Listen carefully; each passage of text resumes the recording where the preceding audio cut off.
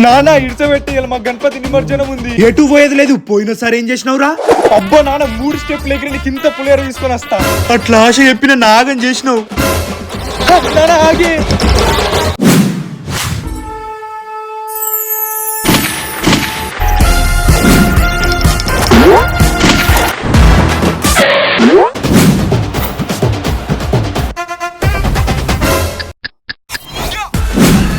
నేను పోతా.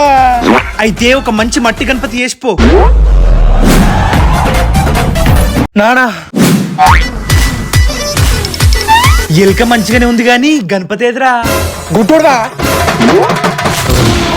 ఇదంతా కలనా?